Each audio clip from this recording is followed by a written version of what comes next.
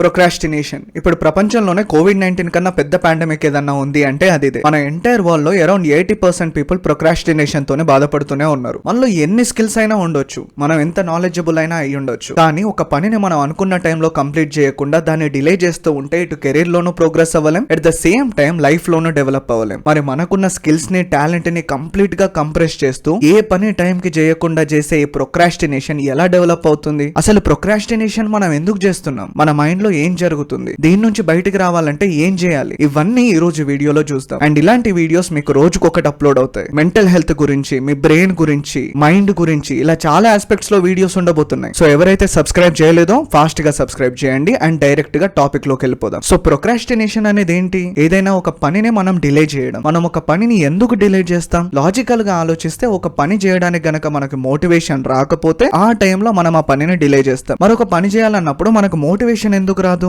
Motivation గురించి తెలియాలంటే మీకు మీ బాడీలో డోపమైన్ గురించి తెలియాలి.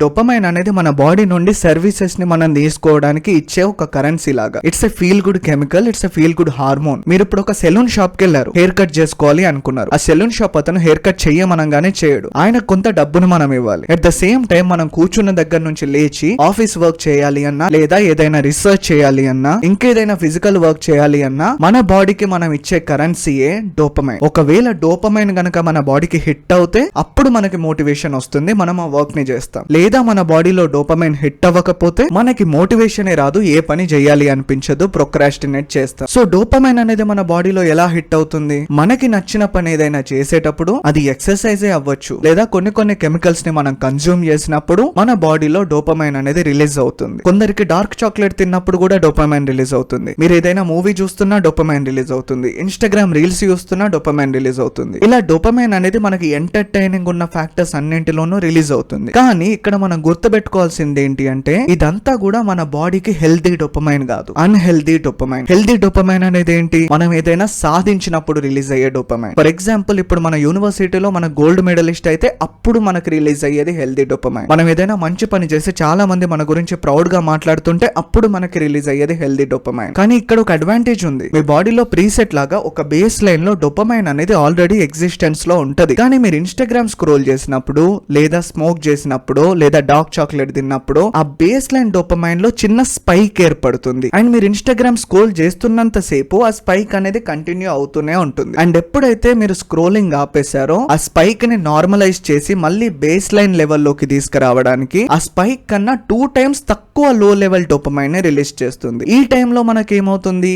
బేస్ లైన్ డోపమైన్ కన్నా కూడా తక్కువ డోపమైన్ మన బాడీలో ప్రెజెంట్ అవుతుంది. సో దీన్ని మనం ఎగ్జాంపుల్ లో పెట్టి చూస్తే, మనకు ఒక పెద్ద ప్రాజెక్ట్ పైన వర్క్ చేయాలి అని అనుకున్నాం. ఆ ప్రాజెక్ట్ ని కంప్లీట్ చేయడానికి మనకు ఒక 10 days టైం ఉంది అనుకుందాం. అండ్ ఈ రోజు మీరు ఎంతో కొంత వర్క్ చేద్దామని డిసైడ్ అయ్యారు అనుకుందాం. కానీ ఆ వర్క్ చేయడానికి ముందు ఒక 1 hour పాటు ఇన్స్టాగ్రామ్ ని చూసారు అనుకుందాం. సో దీని వల్ల మీకు ఏం జరిగింది? మీ బేస్ లైన్ డోపమైన్ లో స్పైక్ ఏర్పడింది. సరే, ఇంకా వర్క్ చేద్దాం అని చెప్పేసి ఇన్స్టాగ్రామ్ నాపేసి వర్క్ పైన కూర్చున్నారు అనుకుందాం. కానీ మీ బ్రెయిన్ లో ఏం జరుగుతుంది? ఇన్స్టాగ్రామ్ వల్ల ఏర్పడిన స్పైక్ కన్నా 2 times తక్కువ స్పైక్ అంటే లో లెవెల్ డోపమైన్ రిలీజ్ అయ్యి న్యూట్రలైజ్ చేసే ప్రాసెస్ లో బ్రెయిన్ ఉంది. బేస్ లైన్ లో డోపమైన్ ఉంటే మీరు హ్యాపీగా వర్క్ చేసేవాళ్ళు, కానీ బేస్ లైన్ కన్నా 2 times తక్కువ లెవెల్లో ఉన్నప్పుడు మీరు అన్మోటివేటెడ్ గా ఫీల్ అవుతారు. ఎట్ ద సేమ్ టైం మీకు ఏ పని చేయాలి అనిపించదు. అండ్ అలాంటి టైంలో మీరు ఆఫీస్ వర్క్ చేయాలి అని కూర్చున్నప్పుడు మీకు ఆ మోటివేషన్ రాదు, ఆ పని పైన ఇంట్రెస్ట్ రాదు. ఫస్ట్ ఆఫ్ ఆల్, మీరు ఏదైతే పనిని చేయాలనుకుంటున్నారో దానికి అట్లీస్ట్ ఒక 20 to 30 minutes ముందు ఎలాంటి చిన్న చీప్ డోపమైన్స్ మన బాడీకి అలవాటు పడకుండా మనం చూసుకోవాలి. ఫర్ ఎగ్జాంపుల్, ఈ రోజు మనం ప్రాజెక్ట్ పైన ఒక 2 hours వర్క్ చేయాలి అనుకున్నాం. ఈ 2 hours కన్నా 30 minutes ముందు మనం జంక్ ఫుడ్ తినకూడదు,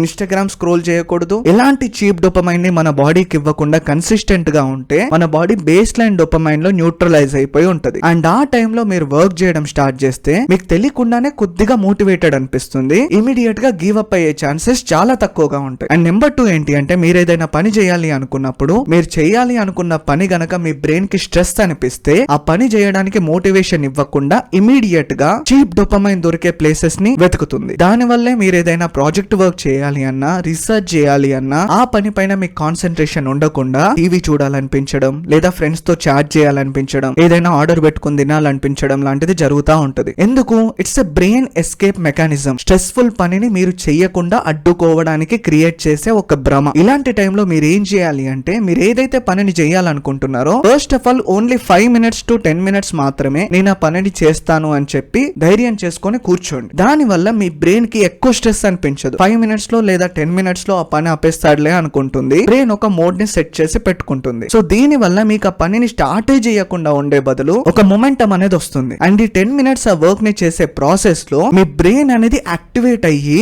ఈ చీప్ డోపమైన్స్ ని పట్టించుకోకుండా ఆ వర్క్ పైన మీకు కాన్సన్ట్రేషన్ పెడుతుంది. ఇంకో 10 to 15 మినిట్స్ అంటే ఒక 20-30 మినిట్స్ మీరు ఆ వర్క్ ని కంటిన్యూ చేసేలాగా ప్రొవోక్ చేస్తుంది. అండ్ ఆ తర్వాత ఇమీడియట్ గా బ్రేక్ తీసుకోండి. ఒక 5 మినిట్స్ 10 మినిట్స్ అటు ఇటు వాక్ చేయండి. అండ్ మీరు 30 మినిట్స్ ఆ వర్క్ ని కంప్లీట్ చేసినందుకు హ్యాపీగా ఫీల్ అవ్వండి, ప్రౌడ్ గా ఫీల్ అవ్వండి. దాని వల్ల వర్క్ చేయడం అనేది మీ లైఫ్ కి ఇంపార్టెంట్ అని బ్రెయిన్ అనుకుని వర్క్ పైన ఉన్న సఫరింగ్ అంతా మీలో పోయి వర్క్ ని హ్యాపీగా ఫీల్ అవ్వడం స్టార్ట్ చేస్తారు. నెంబర్ 3, మీరు ఏదైనా ప్రాజెక్ట్ వర్క్ చేయాలి అన్నా లేదా ఏదైనా ఎగ్జామ్ కి ప్రిపేర్ అవ్వాలి అన్నా కూడా మీకు ఇచ్చిన వర్క్ ని ఎవ్రీ డే కి చిన్న చిన్న భాగాలుగా స్ప్లిట్ చేయండి.